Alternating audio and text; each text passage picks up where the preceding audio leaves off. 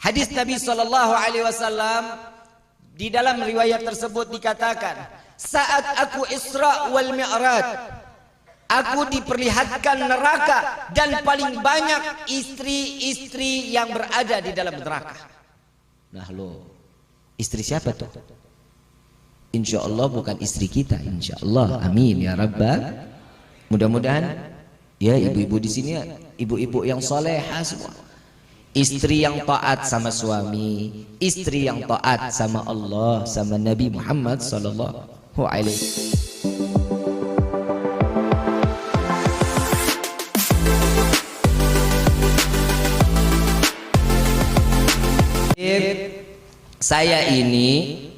Saya pengen ngizinin suami saya nikah lagi, tapi sakitnya Bib, ya Allah Bib, saya nggak bisa dimadu Bib. Kalau gitu digula. Nih Iman kayaknya lagi cari ancang-ancang nih Iman nih. Ini kayaknya pelaminan pertama 3 bulan, pelaminan kedua.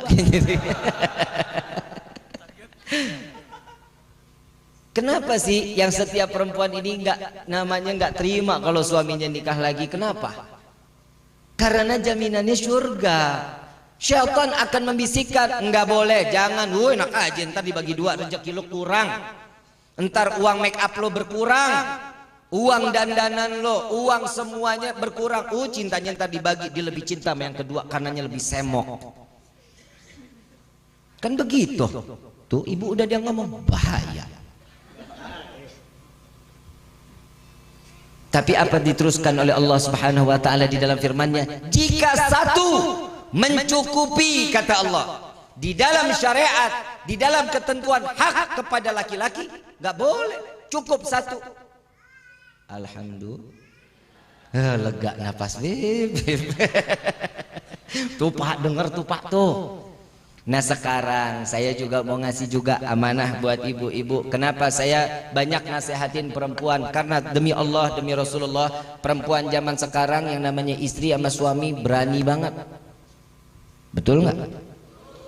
Melotot sama suami, pulang telat dikit ngoceh sampai subuh. Betul begitu, betul. Saya ngomong banyakin perempuan ini kenapa? Karena di neraka itu paling banyak apa? Laki-laki apa perempuan? Karena nggak ngizinin suaminya kawin lagi. Kembali lagi ke situ. Satu ibu udah pulang, mulai gerah ngedengerin suami kawin lagi. Dikit lagi juga emak-emak pada pulang nih. Terusin ya, terusin ya. Di neraka paling banyak apa? Perempuan. Apa di dalam kitab Duratun Nasihin? Hadis Nabi Shallallahu Alaihi Wasallam di dalam riwayat tersebut dikatakan, saat aku Isra wal Mi'raj, aku diperlihatkan neraka dan paling banyak istri-istri yang berada di dalam neraka. Nah lo, istri siapa tuh? Insya Allah bukan istri kita, insya Allah. Amin ya Rabbal. Mudah-mudahan ya ibu-ibu di sini, ibu-ibu yang salehah semua. Istri yang taat sama suami, istri yang taat sama Allah, sama Nabi Muhammad sallallahu alaihi wasallam. Yang pertama Siti Fatimah. Kenal Siti Fatimah? Putri tercinta Nabi Muhammad sallallahu alaihi wasallam.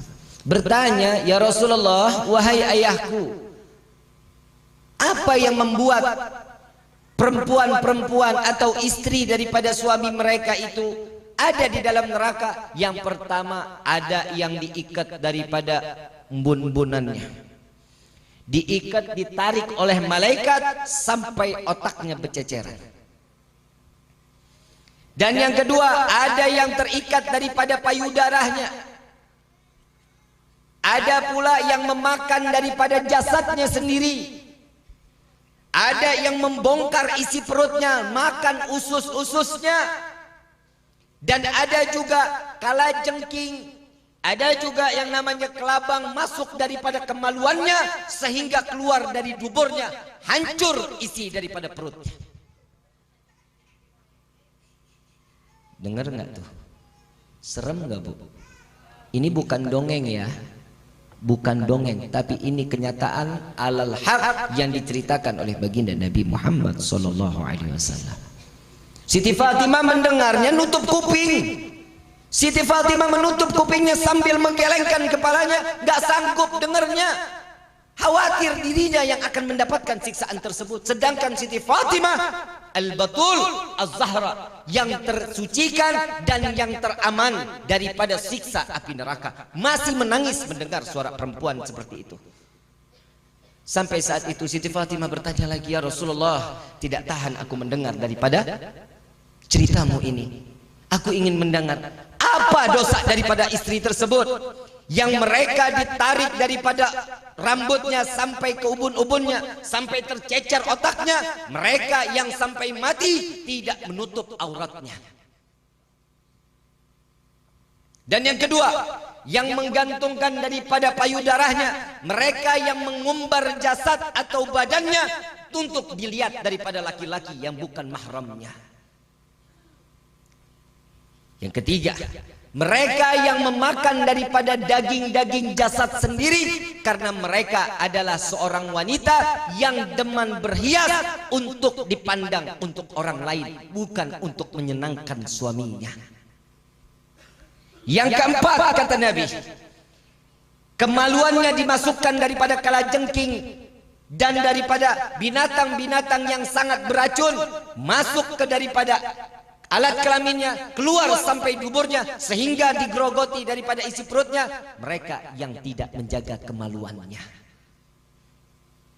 Yang kelima, mereka yang membuka daripada isi perutnya, memakan makanannya daripada isi perutnya sendiri. Mereka yang menceritakan kejelekan suaminya.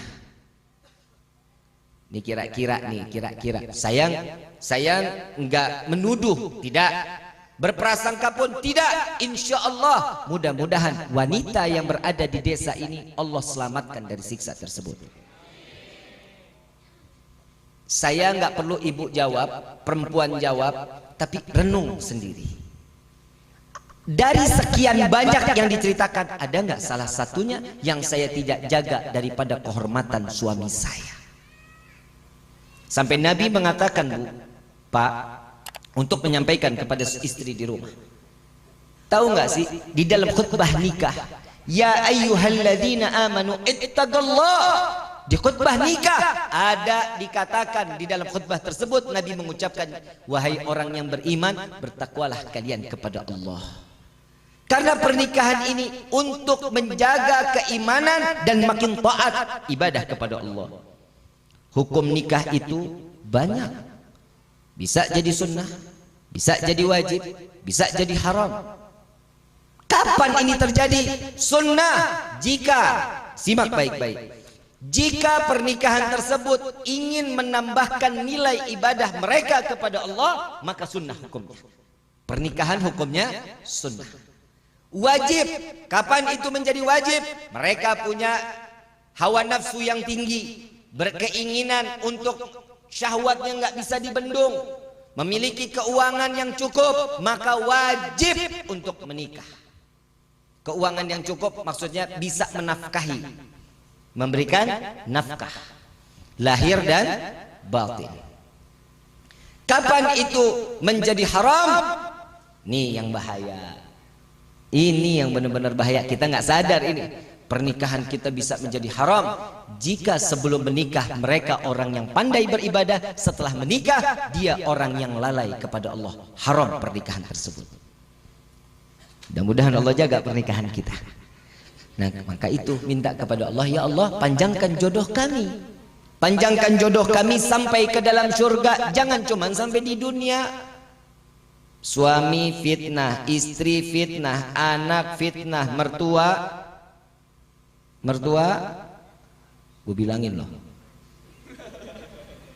mertua fitnah, tetangga fitnah, saudara fitnah, ipar fitnah. Orang yang berani menikah membuka lembaran fitnahan baru. Ini contohnya iman. Ini dia berani membuka lembaran fitnahan baru. Bukan berarti orang nikah ujiannya stop, nggak ada, dibuka, makin dilebarin. Makanya doanya jangan salah.